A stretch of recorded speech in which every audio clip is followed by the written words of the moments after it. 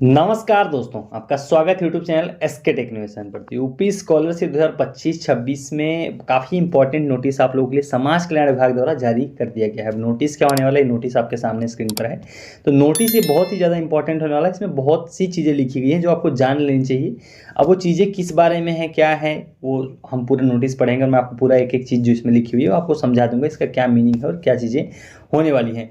दूसरा जो इम्पोर्टेंट सवाल वो है कि आखिर में अभी क्या हो रहा है, आप लोग का स्टेटस वेरिफिकेशन जो है कि आप सभी को मालूम है कि मार्च में स्कॉलरशिप मिलनी है। लेकिन उसके पहले जो सबसे इंपॉर्टेंट चीज़ है कि आप लोग का जो स्टेटस है वो फॉरवर्डेड है अभी भी। अब ये वेरीफाई कब होगा, ये एक बहुत बड़ा सवाल है कि ये जो 8 नंबर पे आप देखते हो verification bye district scholarship committee, तो ये कब होगा, ये आप लोगों के सवाल ये वाले आने लगे हैं। तो इस वीडियो के अंदर उसके ऊपर बात करेंगे, मैं पूरा आपको समझा दूंगा कि ये वेरिफिकेशन कब होगा, ये सब चीज़ें जितनी भी आप लोग की। तो नोटिस और वेरिफिकेशन, इन दोनों के ऊपर आपको इस वीडियो में पूरी इन्फॉर्मेशन आपको मिल जाएगी।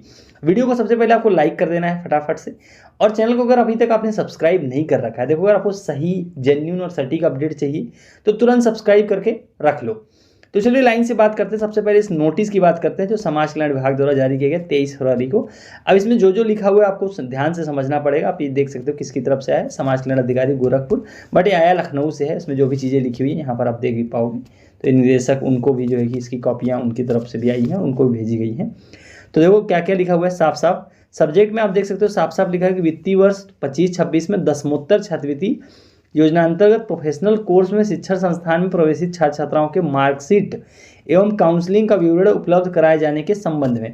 अब देखो आप सभी को मालूम है कि अभी आप एडमिशन दो तरीके से लेते हो, मतलब आप तो डायरेक्ट एडमिशन जाके ले सकते हो कॉलेज में, या तो जो है कि आपने एग्जाम दिया हो, क्वालिफाइंग एग्जाम दिया हो और उसके काउंसलिंग के थ्रू जो है कि आपने एडमिशन लिया हो।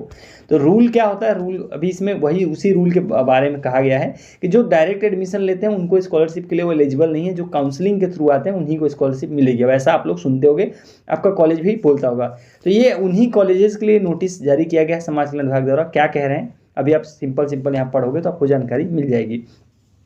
तो लिखा है उपयुक्त विषयक वित्तीय वर्ष शैक्षिक सत्र 25-26 में दसमोत्तर छात्रवृत्ति योजना अंतर्गत प्रोफेशनल कोर्स में अनुसूचित जाति, जनजाति, सामान्य एवं अल्पसंख्यक 4 कैटेगरी की बात की गई है, ओबीसी के अलावा SC ST और जनरल और माइनॉरिटी। ये अगर इन 4 कैटेगरीज में जो है कि आप हो तो उसी बारे में जो है कि यहाँ पर कहा गया है साफ साफ। तो यहाँ पर सिर्फ और सिर्फ कौन सी 4 कैटेगरी, SC ST, जनरल और माइनॉरिटी का ही नाम लिया गया, ओबीसी के बारे में नहीं बोला गया है, उनके लिए रूल नहीं लगता है। तो क्या रूल है यहाँ पर, क्या लिखा गया है, कौन सी कैटेगरी, 4 कैटेगरी। वर्ग के छात्रों द्वारा शिक्षण संस्थान में काउंसलिंग के आधार पर प्रवेश लेने वाले छात्र छात्रा ही छात्रवृत्ति योजना हेतु पात्र होते हैं। तो प्रोफेशनल कोर्स कौन कौन से होते हैं, प्रोफेशनल कोर्स होते हैं ये वाले कोर्स। यहाँ पर अभी यहाँ पर नीचे कोर्सेज के भी नाम लिखे गए हैं, नीचे की कौन से कोर्स होते हैं वो सब यहाँ लिखा हुआ है कि प्रोफेशनल कोर्स कौन कौन से हैं, ये वाले BTech, B Pharma, diploma, MBA, BBA इत्यादि कोर्स, ये सब जितने भी हैं। तो काउंसलिंग से जो लोग आते हैं, मतलब जिन्होंने काउंसलिंग से एडमिशन लिया है उन्हीं को ही स्कॉलरशिप मिलती है, ऐसा जो है कि रूल है यहाँ पर पहली ही लाइन में लिखा गया है। अगर आप पहली लाइन पढ़ोगे तो कैटेगरी ओबीसी वाले इसमें से बच जाते हैं, ओबीसी के लिए रूल नहीं है।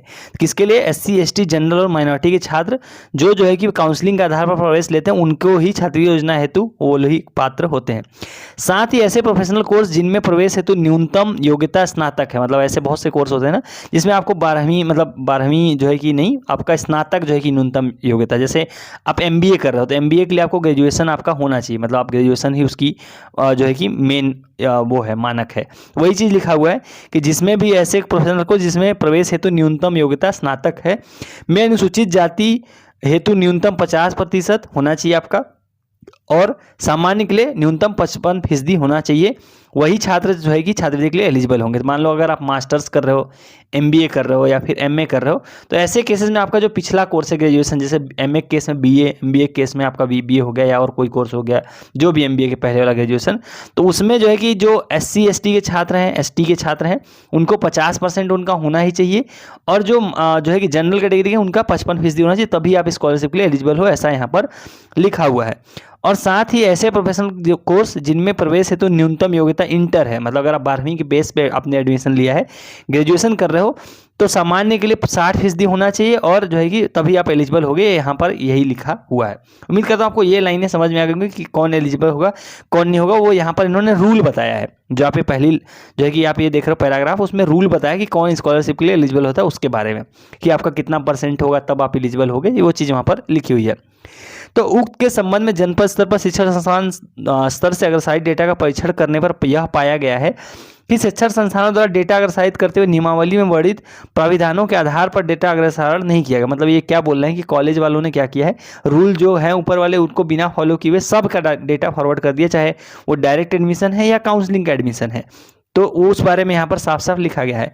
तो इस संदर्भ में मुख्य विकास अधिकारी महोदय की अध्यक्षता में आहूत बैठक की, उनका जो है कि कोई उन्होंने मीटिंग किया इस बारे में, और उसमें दिशा निर्देश दिया गया था कि जिसमें स्पष्ट रूप से उल्लेखित है कि डायरेक्ट और स्पॉट काउंसलिंग के माध्यम से प्रवेशित सामान्य वर्ग, अनुसूचित जाति, जनजाति और संख्यक वर्ग के छात्रों के आवेदन अग्रसारित नहीं किए जाएंगे। मतलब जिन लोगों ने भी डायरेक्ट जो है कि स्पॉट काउंसलिंग या फिर डायरेक्ट एडमिशन लिया है, उनका जो है कि स्कॉलरशिप के लिए फॉर्म ही फॉरवर्ड नहीं किया जाना चाहिए, ऐसा रूल है कॉलेज द्वारा। जिसके बाद भी शिक्षण संस्थान स्तर से आवेदन अग्रसारित किए गए जो कि नियम के विरुद्ध है, यह कार्य के प्रति आपकी उदासीनता को दर्शाता है। मतलब आपने रूल के अगेंस्ट जाके डायरेक्ट एडमिशन वालों का भी फॉर्म फॉरवर्ड कर दिया, ऐसा ये लोग कॉलेजेस को बोल रहे हैं, जो कि गलत है। तो इन्होंने साफ साफ बोला है कि 26 तारीख तक का समय दिया गया है। अतः आपको निर्देशित किया जाता है कि आपके शिक्षण संस्थान में छात्रवृत्ति हेतु आवेदन करने वाले समस्त छात्र, जो भी चाहे BTech, D pharma, diploma, MBA, BBA इत्यादि कोर्स जिनमें राज्य स्तरीय प्रवेश परीक्षा अनिवार्य है, कि काउंसलिंग का विवरण उपलब्ध कराना सुनिश्चित करें। मतलब जितने भी आपने फॉरवर्ड किए उन सभी का काउंसलिंग से रिलेटेड डेटा उपलब्ध कराएं। और प्रोफेशनल कोर्स जिनमें जो है कि जैसे बीए, डीएलएड, एलएलबी इत्यादि कोर्स हैं जिनमें प्रवेश हेतु न्यूनतम योग्यता स्नातक है, हमें छात्रों के स्नातक के अंतिम जो है कि वर्ष की मार्कशीट उपलब्ध कराना है। मतलब ये वाले जितने कोर्स हैं, बीए, एलएलबी, बीएड, ये सब, इनमें मार्कशीट उपलब्ध कराना है, और जो बाकी प्रोफेशनल कोर्स हैं उनमें काउंसलिंग की डिटेल्स उपलब्ध करानी है। और इसके लिए टाइम कितना दिया गया है, इसके लिए टाइम दिया गया है सिर्फ और सिर्फ 26 फरवरी तक। यहाँ लिखा है ना कि 26 फरवरी तक प्रत्येक दशा में उपलब्ध कराना सुनिश्चित करें। तो आज आप जब वीडियो देख रहे हो तो 25 तारीख हो गई, आज और कल तक का समय दिया गया 25 और 26 का, तो उसी में ये डिटेल्स जो है कि उपलब्ध करानी है। अगर ऐसा नहीं करते हैं तो क्या करेंगे, वो भी यहाँ पर लिखा है कि शिक्षण संस्थान की आख्या में स्पष्ट उल्लेख होगा कि उनके द्वारा किन किन रजिस्ट्रेशन नंबर के डायरेक्ट स्पॉट काउंसलिंग में प्रवेशित छात्रों के आवेदन अग्रसारित किया गया है। यदि शिक्षण संस्थान द्वारा उक्त छात्र छात्रा का डेटा उपलब्ध नहीं कराया जाता है तो ऐसे डेटा को अपात्र मानते हुए निरस्त करने की कार्रवाई की जाएगी, जिसके लिए शिक्षण संस्थान उत्तरदायी होगा।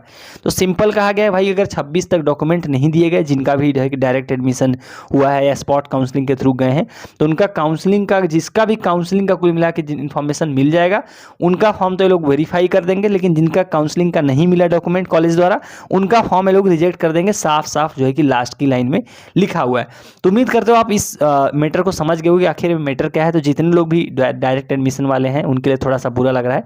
इन्हीं 4 कैटेगरी की बात हो रही है, ओबीसी की बात नहीं हो रही। जनरल, ओबीसी, माइनॉरिटी और एससी एसटी कैटेगरीज के छात्रों के लिए ये पूरा जो है कि ये सिस्टम जो है कि इन्होंने बताया हुआ है। तो उम्मीद करता हूँ ये वाले डाउट आपके क्लियर हो गए होंगे। अब बात कर लेते हैं थोड़ा जो है कि स्टेटस वेरिफिकेशन को लेकर जो आप लोग का डाउट है कि स्टेटस कब वेरीफाई होंगे। देखो 2 चीज़ें आपको, सबसे पहले तो एक होता है कि स्टेटस में यहाँ पर आप लोग ये ढूंढ रहे हो कि ये चीज़ें चेंज कब होगी। तो इस बारे में मैंने आपको ऑलरेडी बताया कि ये कोई आपको नहीं बता सकता है।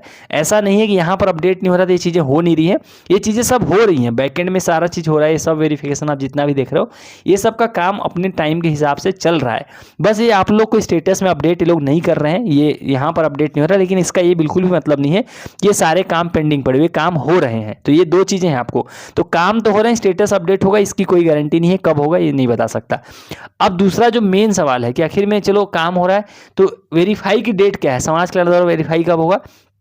तो वो 2 राउंड में इन्होंने बांटा हुआ है। 2 राउंड कैसे कैसे मैंने आपको बताया था कि जिन लोगों के फॉर्म सस्पेक्ट में नाम आ गया है, जिनका सस्पेक्ट मतलब इस तरीके की लिस्ट में अगर आपका नाम आया है, सस्पेक्ट डेटा वाली लिस्ट, जैसे ये वाली लिस्ट हो गई, तो आपका वेरिफिकेशन एनआईसी की दोबारा जब स्क्रूटनी होगी तभी हो पाएगा। अब ये मैं कैसे बोल रहा हूँ, ये आप जो है कि यूपी स्कॉलरशिप की ऑफिशियल वेबसाइट पर जाओगे तो वहाँ पर जो टाइम टेबल आपके सामने खुलता है, ये वाला टाइम टेबल जो आप स्क्रीन पर देख पा रहे होगे, तो यहाँ पर साफ साफ लिखा हुआ है कि जिन लोगों का भी जो है कि स्क्रूटनी द्वारा, देखो पहले स्क्रूटनी यहाँ पर हुआ था जनवरी 28 से लेकर 9 फरवरी तक, तो अगर इसमें आपका गड़बड़ निकला तो वो सस्पेक्ट लिस्ट में चला गया, और उन लोगों का दोबारा से सही होने के बाद, करेक्शन करने के बाद दोबारा से एनआईसी द्वारा स्क्रूटनी की जा रही है, जो कि 19 से लेकर 27 तक चलेगी। उसके बाद समाज कल्याण द्वारा वेरीफाई होगा।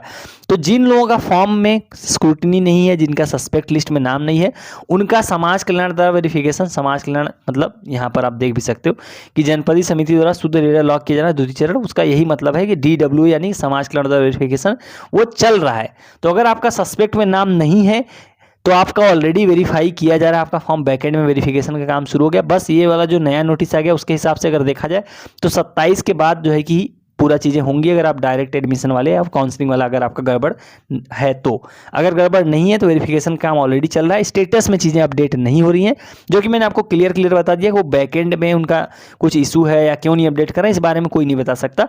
बट जो प्रोसेस है जो वो है वो सब फॉलो हो रहा है आप लोग का प्रॉपर। तो स्टेटस वेरिफिकेशन की डेट सिंपल है, जिनका सस्पेक्ट में नाम आया है उनका 27 फरवरी के बाद होगा, मतलब क्योंकि एनआईसी की स्क्रूटनी दोबारा से होगी उन लोगों के लिए, तो उनका 27 यानी कि 28 से लेकर 10 मार्च तक होगा।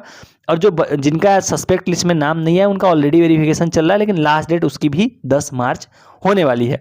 तो उम्मीद करता हूँ आपको ये चीज़ें क्लियर हो गई होंगी कि किसका ऑलरेडी वेरिफिकेशन चल रहा है और किनका जो है कि बाद में होगा। और जो सबसे इंपॉर्टेंट पार्ट था इस वीडियो का वो नोटिस ही था, तो वो नोटिस आपको समझ में आ गया होगा। ये नोटिस मैं कोशिश करूंगा टेलीग्राम पर जो है कि अपलोड कर दूं, अगर मैं भूल जाऊं तो कमेंट में जो है कि जिनको भी नोटिस पढ़ना हो कमेंट कर देना, मैं वहां पर अपलोड कर दूंगा। सो चलिए गाइज, उम्मीद करता हूं जो है कि आपको ये वीडियो हेल्पफुल लगी हो। बाकी अगर आपके कोई और डाउट हो तो कमेंट सेक्शन में आप सवाल करो, नेक्स्ट वीडियो के अंदर उसके ऊपर बात की जाएगी। सो चलिए गाइज, इस वाली वीडियो में इतना ही। Thank you for watching, stay tuned to SK टेक्नोमेशन।